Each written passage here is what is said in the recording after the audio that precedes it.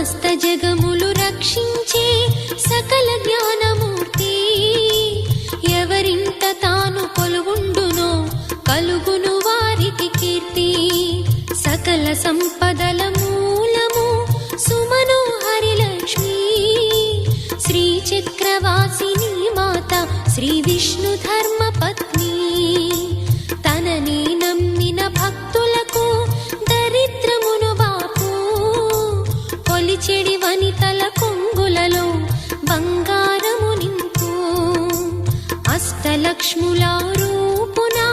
అవతారం దాచినది కష్టములను తొలగించగా భూమిలో వెలసినది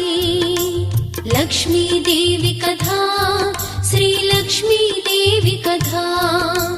లక్ష్మీదేవి కథా శ్రీ లక్ష్మీ